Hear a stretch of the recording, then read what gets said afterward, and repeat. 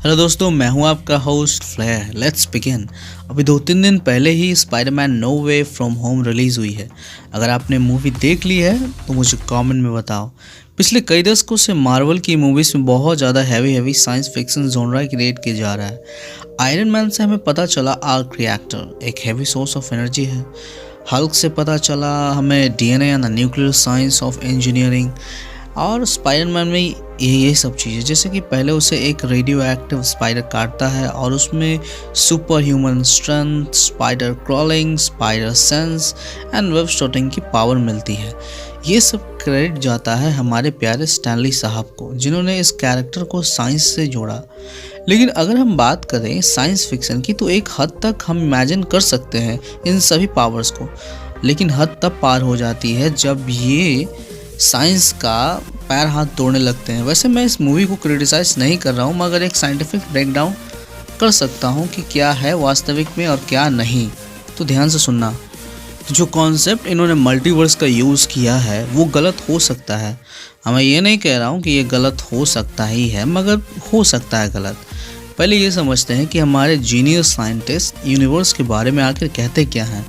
Michio Kaku, Neil deGrasse Tyson, Carl Sagan, Stephen Hawking, Albert Einstein, C V Raman, sir Nikola Tesla, Ramanujan, ये सब वो नाम हैं जिन्हें आप चाहकर भी इग्नोर नहीं कर सकते हो। They were the true gems. I know इनमें से 2 अभी जिंदा हैं।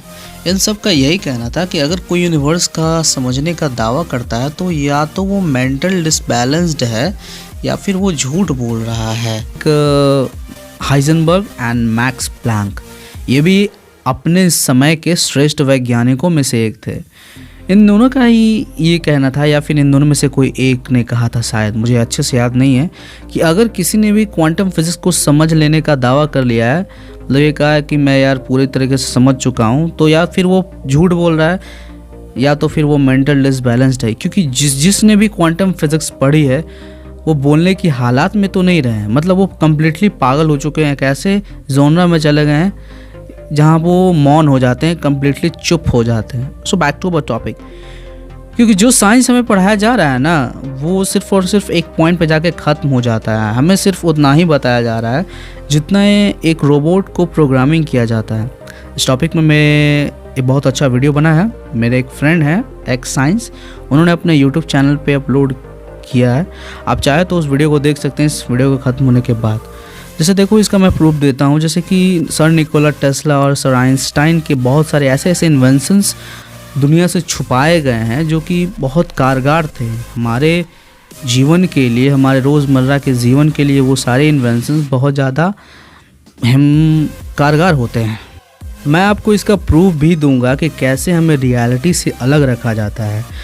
जैसे कि अमेरिका के पास अगर बहुत सारा पैसा है, टेक्नोलॉजी है, साइंस है, तो वो लोग 1969 के बाद मून पे दोबारा क्यों नहीं है? चलो वो छोड़ो। चाइना के पास टेक्नोलॉजी नहीं है क्या? लेकिन अभी तक वो भी चांद पे नहीं गया, मतलब सिर्फ आईएसएस पे, इंटरनेशनल स्पेस स्टेशन पे ही गया। और ना ही रसिया, जापान, इंग्लैंड के एस्ट्रोनॉट्स। इन सारे देशों के पास अमेरिका जितना ही अथाह धन है, पैसा है, साइंस एंड टेक्नोलॉजी है, बहुत कुछ है, लेकिन वो लोग भी अब तक नहीं गए। चलो वो छोड़ो। अगर मैं आपको कहता हूँ कि नासा आपको ब्रह्मांड के बारे में क्या बताता है, तो आप कहोगे कि earth, solar system, milky way, group of galaxy, सब group of galaxy, combination of this is called universe. मतलब इसमें ही कुछ ऐड हो जाएगा, मतलब कि स्टार्स का A type star, B type star, G type star वगैरह वगैरह, बस इतना ही है। लेकिन कभी भी ये छोड़ो यार, मिल्की वे गैलेक्सी के दूसरी छोर पे कौन सा स्टार है, उसमें कितने सारे प्लैनेट्स है, आपको ये तक नासा नहीं बताएगा। और ना ही बताएगा कि हमारे जो next solar system Proxima Centauri b के जो बाद का सोलर सिस्टम है, उनमें कितने सारे प्लैनेट्स है, क्या उनमें कभी जीव हैं या नहीं है, वो भी नहीं बताएगा। तो ब्रह्मांड के बारे में तो भूल जाओ यार। ब्रह्मांड के बारे में वो क्या ही बताएगा आपको। ब्रह्मांड असीमित है, उसकी कोई लिमिट नहीं है। नासा ने अब तक सैकड़ों सूर्य ढूंढे, मगर जीव का नाम का प्राणी अभी तक नहीं ढूंढे। मैं आपसे पूछता हूँ कि सौर मंडल में जीवन ही हो सकता है क्या? मतलब सिर्फ हमारे सौर मंडल में जीवन हो सकता है? मिल्की वे गैलेक्सी के एक छोर में अगर हम रखते हैं तो दूसरे छोर में कोई और भी तो जीव रहता होगा, लेकिन अब तक हमें नासा से पता नहीं चला, क्योंकि नासा पे हम भरोसा करते हैं। इज द साइंस और टेक्नोलॉजी का वो बाप है फ़िलहाल 21st सेंचुरी में, लेकिन वो भी पूरी तरीके से नहीं बताता है। देखो यार, मेरा सिर्फ़ और सिर्फ इस वीडियो को बनाने का मकसद इसीलिए यही था कि मैं मल्टीवर्स के कॉन्सेप्ट को आपको समझा सकूं। जो इस मूवी में दिखाया गया है कि स्पाइडरमैन दूसरे यूनिवर्स से आया है, ये गलत है, क्योंकि वो ह्यूमनाइडर्स हमारे ही यूनिवर्स के किसी गैलेक्सी से आए होंगे।